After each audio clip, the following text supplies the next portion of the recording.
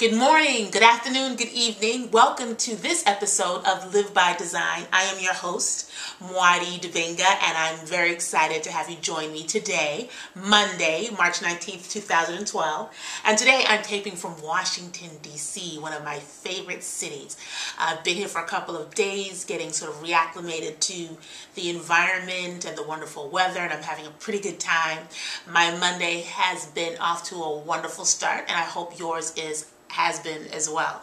Today I am bringing another interview segment to you today. One of the things that I'm really committed to is identifying people in the world, not celebrities, people who aren't famous, but just everyday people, not ordinary people, right? Because we're all extraordinary, but everyday people who are living their lives with intention, who are living their lives reflecting the kind of consciousness that we talk about on this program. And so today, later on in the program, I'm going to be bringing to you an interview that I did with a good friend, former mentor, even though she didn't know it at the time, Katherine Mainzer. But before we get to that, I have some good news I want to share.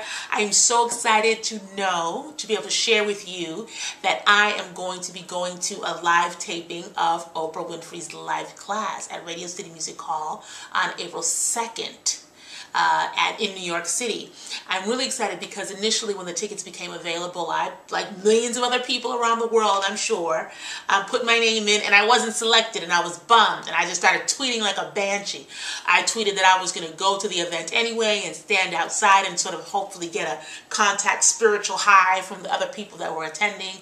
I tweeted thanks to the universe in advance for blessing me with some unexpected tickets, and surprisingly enough, or maybe not so surprising, 2 days after sending that tweet, I got an email saying that new tickets were available. I was randomly selected, and the rest is history. So I'm really excited about that. I really enjoyed live class last season, and the taping that I'm attending, there will either be the guest will either be Deepak Chopra or Tony Robinson, who are two very different sort of spiritual teachers. They have very different approaches, and they have very different personalities and sort of spirit.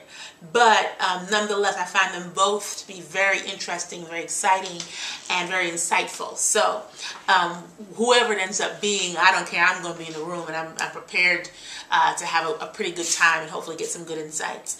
I also wanted to share with you something that sort of, I had an aha moment, let's say, that struck me a couple of weeks back, right before I came back to DC. A friend of mine, well, he's not really a friend because we haven't been in communication for about maybe 8 to 10 years, but he's somebody who at one point, we were very good friends, called me during Final Jeopardy, that's a conversation for another time, called me because he was really upset by something that he had heard one of the presidential candidates had said on television.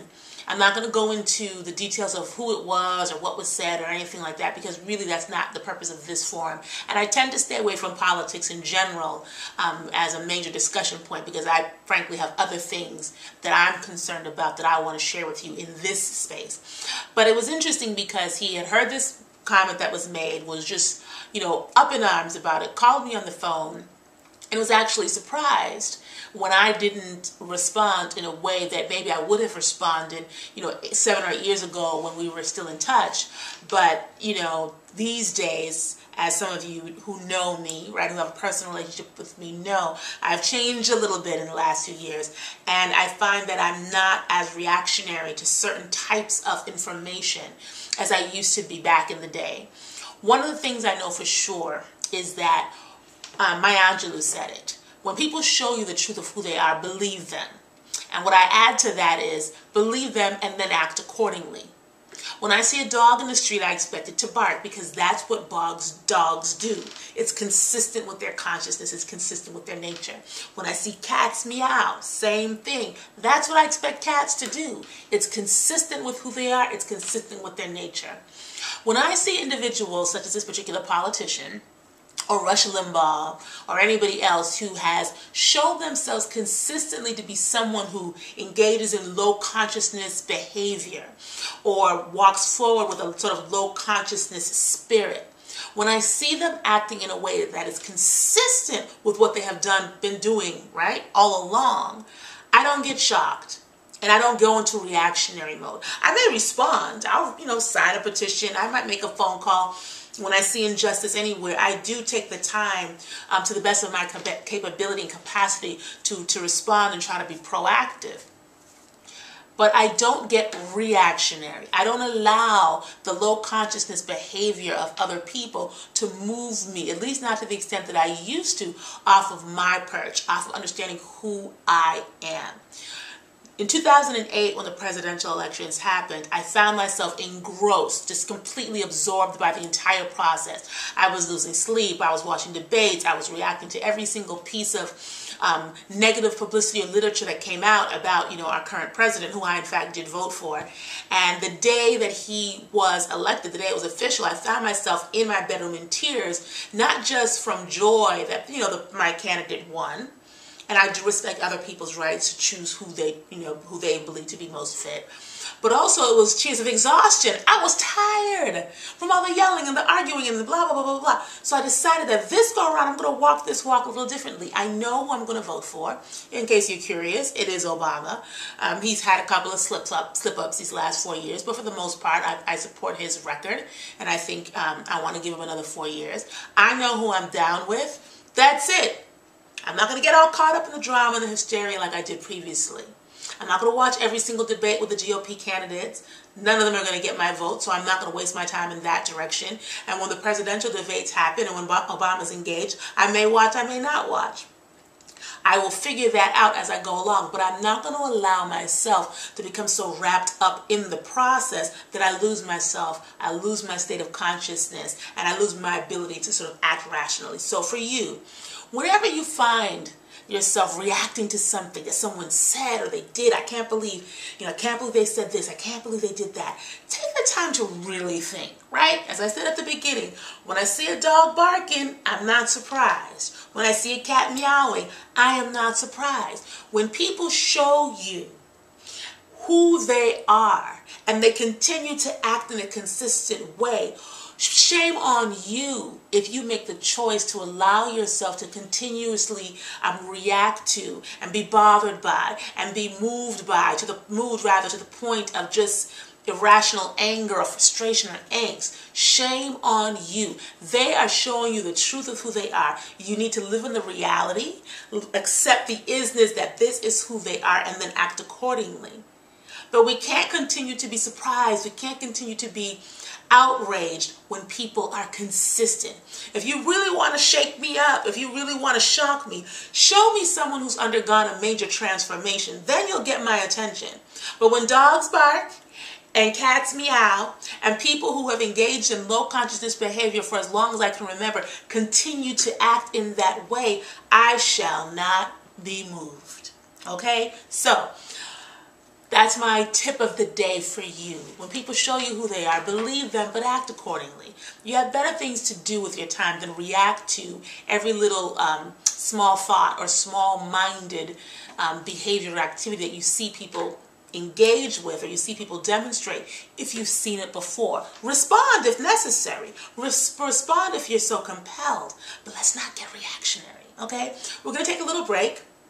When we come back, I'm going to introduce you to Katherine Mainzer. She is our guest for today. She has a lot of really, I think, insightful things to share, and I think you're going to enjoy it. Okay, so we will be right back.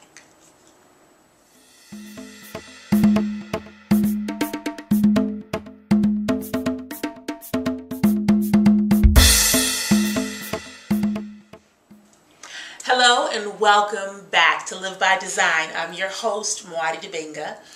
As I said before the break, today I'm bringing you an interview with Katherine Mainzer. She's the co-owner, one of the founders of the Bella Luna Restaurant and Cafe based in Jamaica Plain, Massachusetts. I met Kathy back in the late 80s when she was the first executive director and I was the first associate director for an organization called Citizens for Safety. It was a coalition made up of a number of small grassroots organizations that got together to address some of the root causes of violence in Boston at the time. I worked with Kathy for a couple of years before moving into Atlanta. The reason why I wanted to speak with Kathy, there are two main reasons. The first is that she was one of the people who early in my career really provided me with some real gems, with some real insights and some information that I still draw from today. Talking with her reminded me really of some of the really powerful lessons that I learned from her at the time. Now, unfortunately for her, at the time we were working together, I was in my 20s and my ego was raging. I was at that stage in life, and maybe that's what the 20s is about, where I was challenging authority, kind of sort of thought I knew it all, and was a little bit on the self-righteous side. I've changed a little bit, I hope, since then.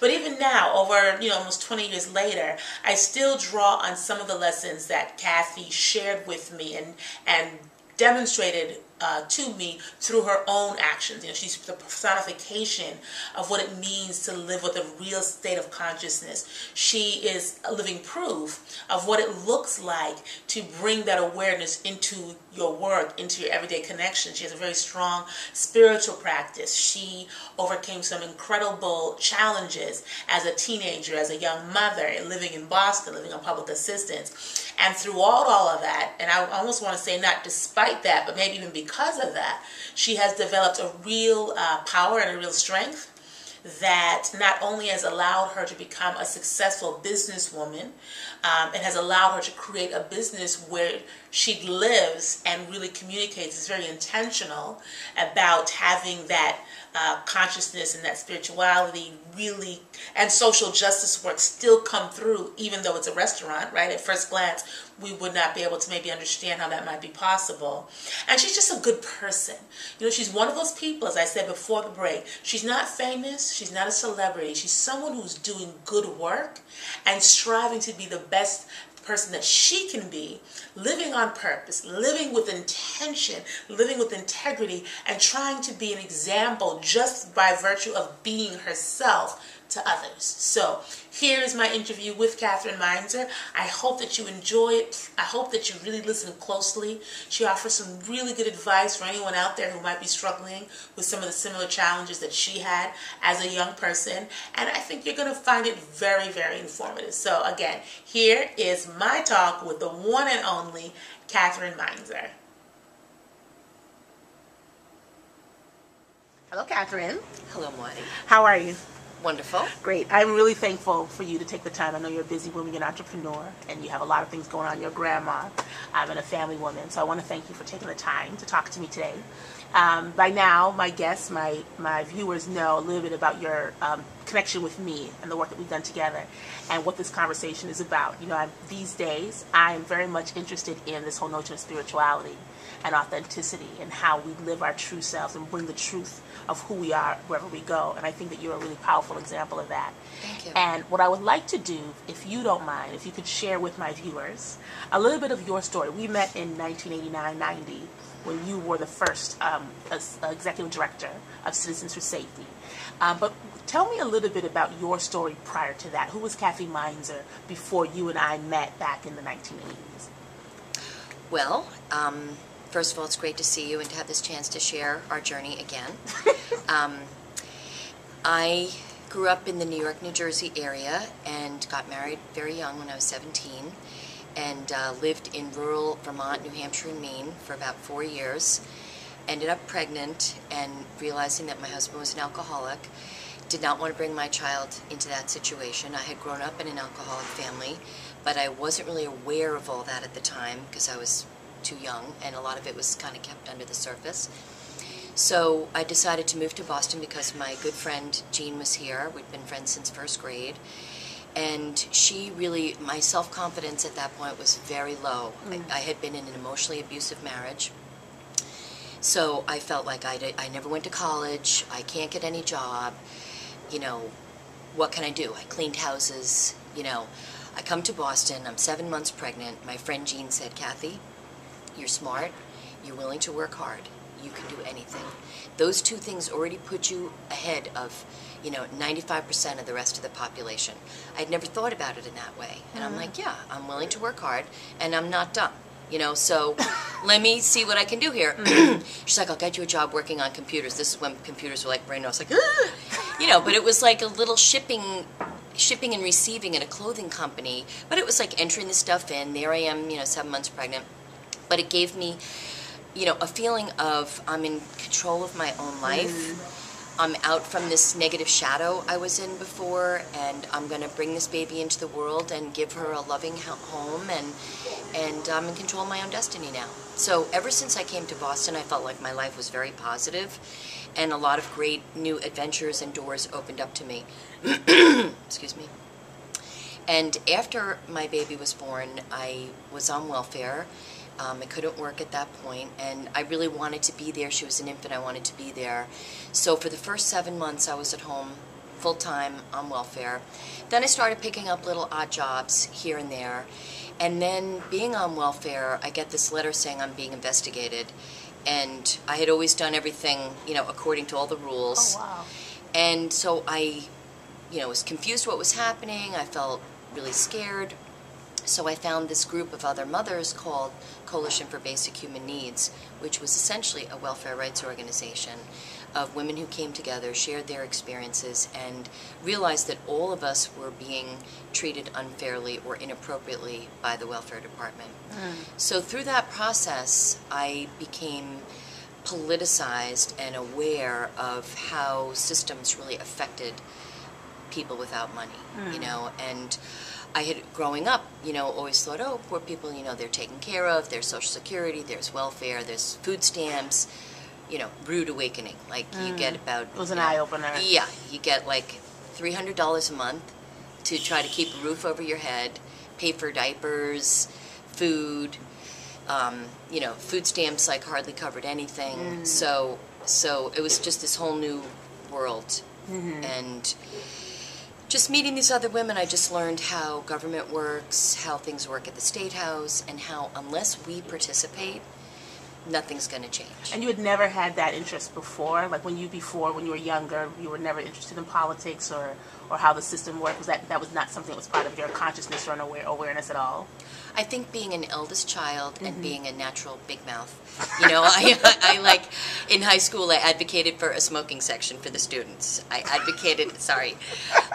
advocated for a mural in the cafeteria. I was always an activist, but, didn't really have a cause.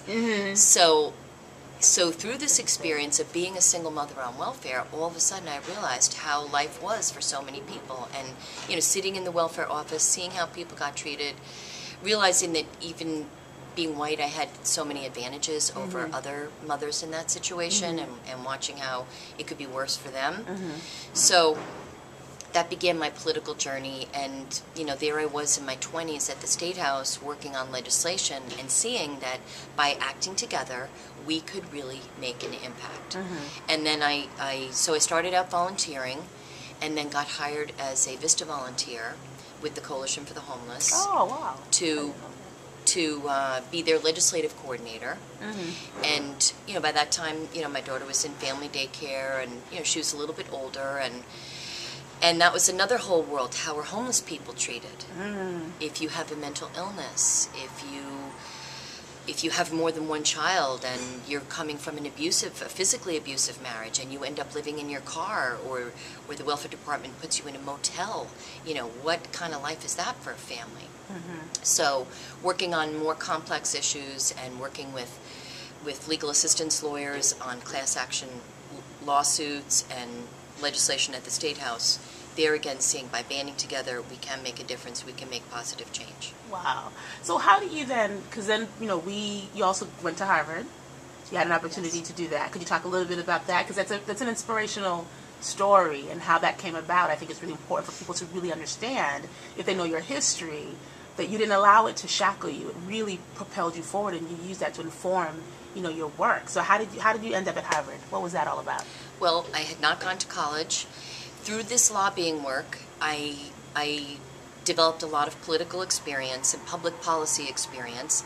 And a guy I worked with at the Boston Foundation said, you should really think about this program at Harvard. There's a women leadership program at Harvard. I went and checked that out.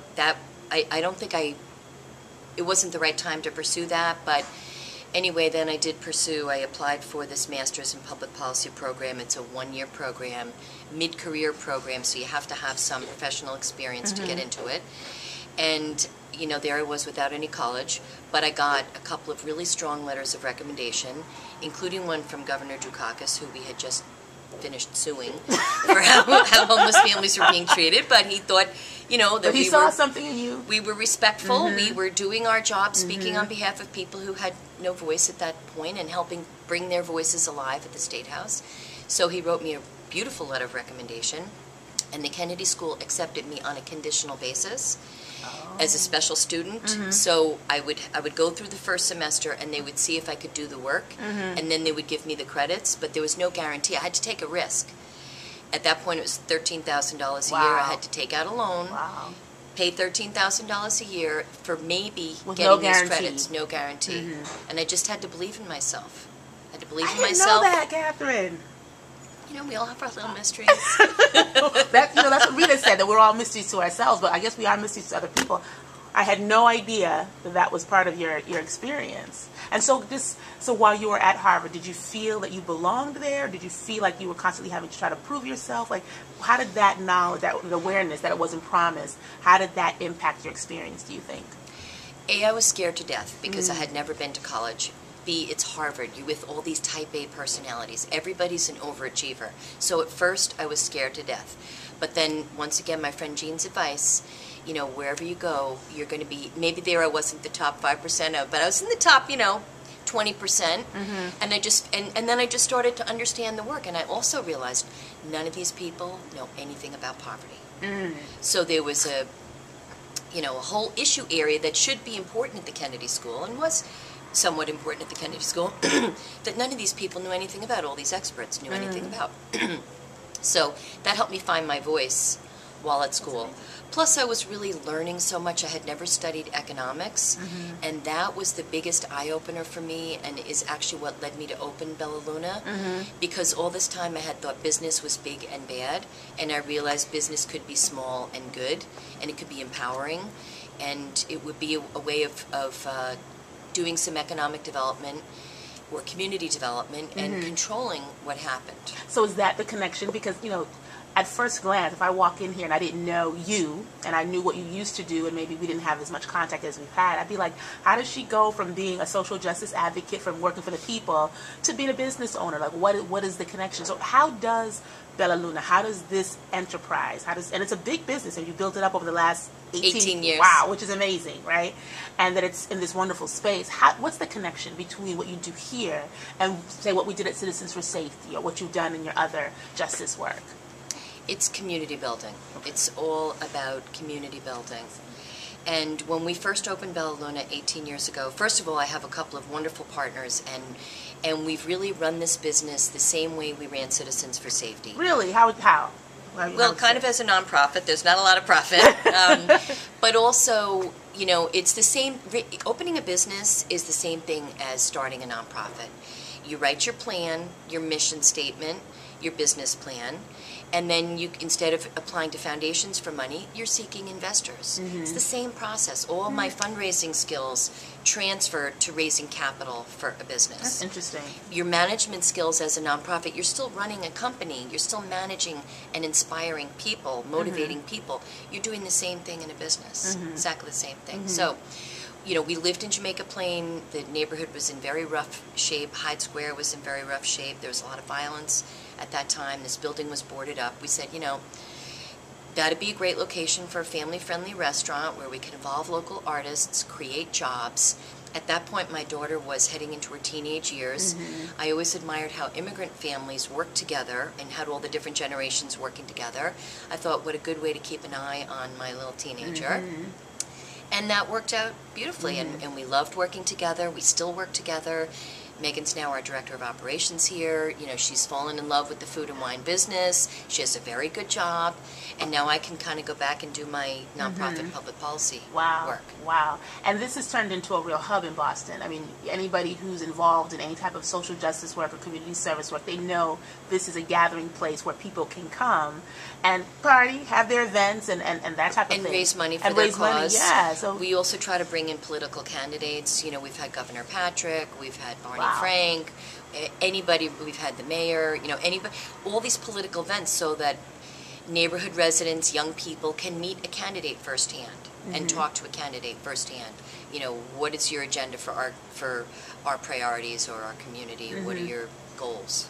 So let me ask you this: how did you not go crazy? How is it that, because I hear your experience in the beginning, in your early years, and there are a lot of people who've gone through similar circumstances who have not had this outcome. And I know you personally, so I know that you're a hard worker. I know you're very committed, you're very dedicated. But given just what you shared with us in these, this little time that we're together, the early years, that could be a recipe for disaster. That could be a recipe for just sort of giving up. And I know you talked about your friend Jean, which is really powerful to have. I call people their AAA team, right? That support. Yes. What else? Because, I'm all about the spirituality piece. And I mentioned to you that I know now you have a spiritual practice. I didn't know that when we were working back in the day. So has that always been something that's been close to you? Has it evolved over the years? Can you talk a little bit about that? It has evolved. It's something that's always been important to me. I think that's, values that I grew up with. I, was raised in the Catholic tradition. I've, varied from that and have expanded upon that and searched out other spiritual practices to complement, the traditions that I grew up with. For me, it's very important grounding. And if you look at the lives of different prophets and different, sacred people, you can learn from their lessons, whether it's Buddha or Muhammad or Jesus. And so I just try to walk in those footsteps as much as I can. And I just think a lot of those values were embedded to me growing up, and then I've just tried to stay connected to them. And I find it's the same thing as going to a gym or working with a physical trainer. If you're not connected to a spiritual community, you start to shrivel up a little bit. And so I joined a church called Hope Church that in Jamaica Plain, and it's just been a great community for me that teaches me how to pray, how to continue working for social justice in our modern world, which has so many challenges, and just challenges me and supports me and nurtures me and nourishes me. And I know you come from a very close-knit family of sisters, as I do. And I know for myself, as I started to sort of explore other ways of being in this world relative to my spirituality and my perspective, my family is very accepting, but it is, for me, in some ways, a divergence from some of the things that we grew up with initially on the surface. I'm wondering for you, as you've evolved and grown in your spiritual practice, and as you've brought together and been able to sort of find the best, right, of different types of belief systems and ideologies, has that impacted your relationships with your sisters, like within your family? Do they see, like my family sees me as a little bit of a kook. They love me, but they're like, Marty's a little, cuckoo for Cocoa Puffs sometimes. Have they walked with you in that journey? Are they still, does your family still follow the traditional sort of Catholic upbringing, or how has that worked out for you? It's really interesting. I think some of the tone was set by my parents early on because even though they were very committed Catholics, they chose a very progressive church that always acknowledged and encouraged the role of women, which is one of my big problems with the Catholic Church, is how they treat gay people and women. And so my parents have always been very progressive and always did a lot of social justice work themselves, not on the same level as we did with full-time jobs, but exactly. And so that openness, I think, helped all of us. It has not been the same as I look at my mother's family. There's been a lot of division, and there's a lot of right-wing, left-wing, deeply conservative, very progressive, chasms within our sisters and even with my parents today. They come to my alternative church. They come to my gay cousin's wedding. My sisters have all themselves gone through similar journeys. A couple of them go to the same church I do. A couple of them have found a very progressive Catholic church. Some of them don't right now go to church because they're angry at the Catholic Church. So everybody's in a different stage of their journey, but I think we share those spiritual values overall. And how do you bring, like, I know we don't compartmentalize ourselves and we try to be whoever we are wherever we go. How do you feel that your spiritual practice and your spiritual consciousness impacts the way you do business on a day-to-day basis? Like, do you bring that, how does that manifest in the workspace here for you? There was a very emotional moment for me when we had to move. Our rent went up after 15 years in our original location. Our rent went up.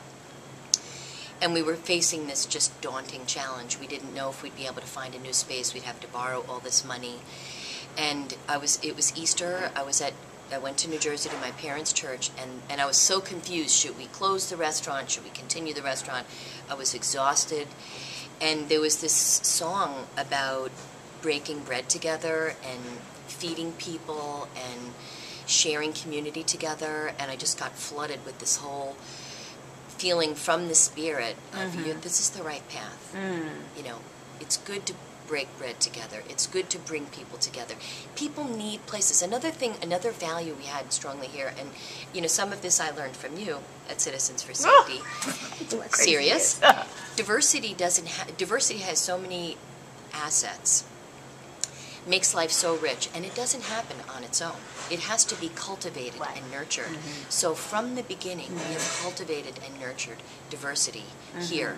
You know, being multilingual, multicultural, welcoming all ages, all sexual preferences, all ethnicities, and really try to cultivate that and encourage that with our staff, with our music programming, with our events. We've got the longest running Latin night in Boston. You know, so we've just, that's always been a top value, and I realized really by working with you, if you don't pay attention to that, it's not going to happen. It doesn't happen on its own. And slowly, you know, you might start out with an integrated staff or diverse staff. Before you know it, you end up with all these white hippies, you know, it's Jamaica Plain, all these Mass College of Art students. It's JP. You know, white attracts white. Well, diversity attracts diversity. Then all your customers feel comfortable. You know, more people want to come and work here. More people say, well, let me do my jazz night here. Let me do my hip-hop night here. So maintaining that, I forget what question I was trying to answer. How you bring your spirituality into the workspace and how you got to this place. And I think that you guys have been extremely successful, because I really can't think of another restaurant, another business in Boston that has this model. You're very well known for this being a place for social justice, aware, conscious people come, but also a very welcoming space. Because like I said, I'm on the newsletter, and it's Latin night, it's hip hop night, it's, you know, karaoke night, and it's something, you know, for everyone. And that's what I think when we think about people want to feel connected, people want to feel seen, and people want to feel like they matter.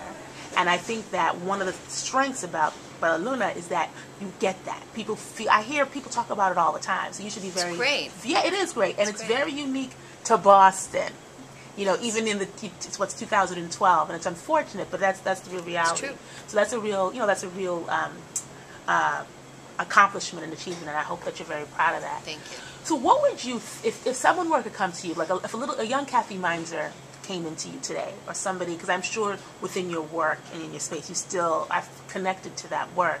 And if someone were to come to you today, a young person that was going through what you were going through when you were at the beginning of the journey that led you here, what kinds of advice, what if you were speaking to a young Kathy, right, what would you tell her about how she can get to the space where you are? Not doing exactly what you're doing, but of being so fulfilled and at peace and being able to live your truth the way you're doing now.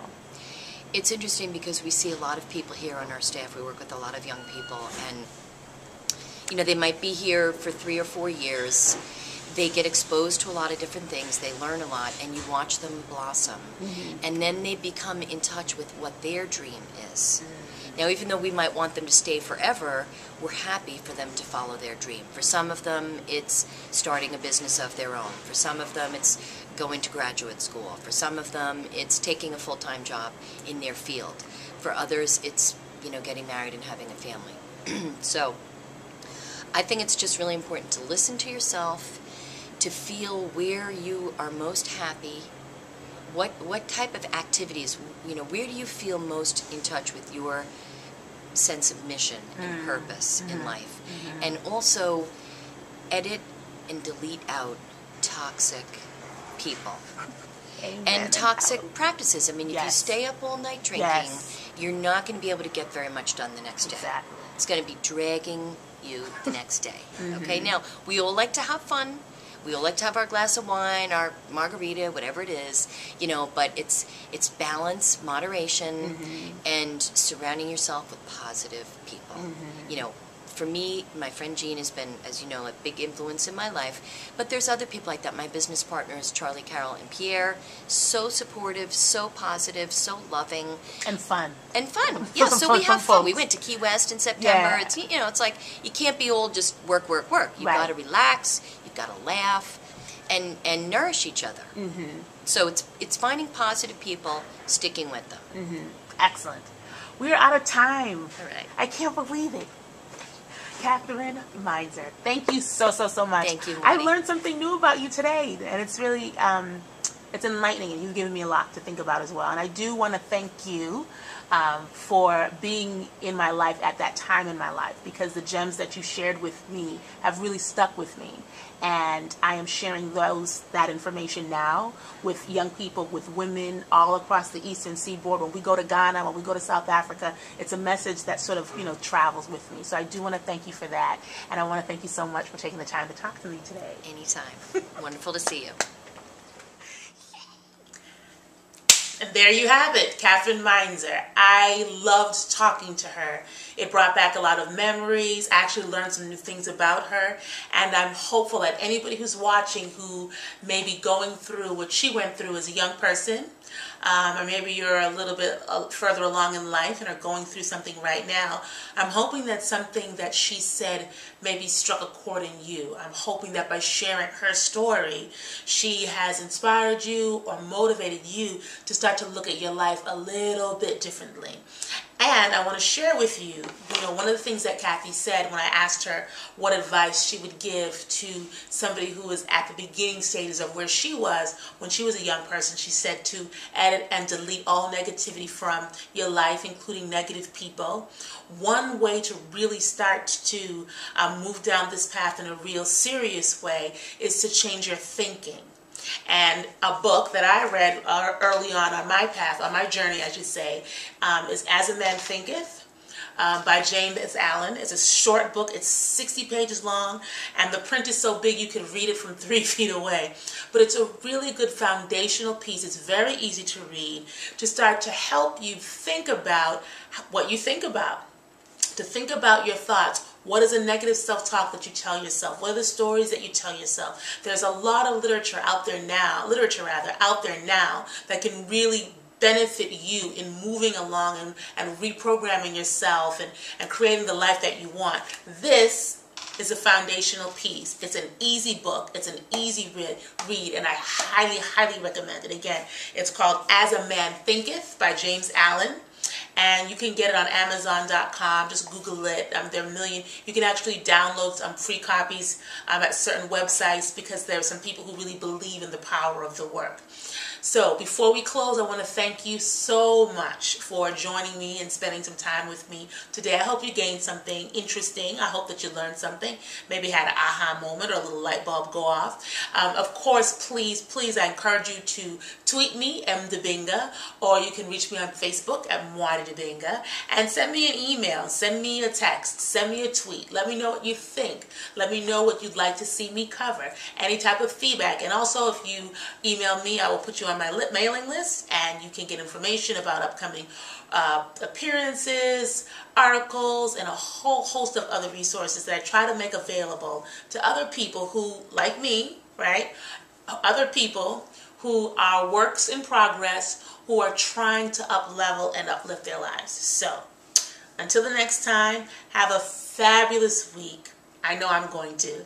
And I look forward to seeing you very soon. Bye-bye.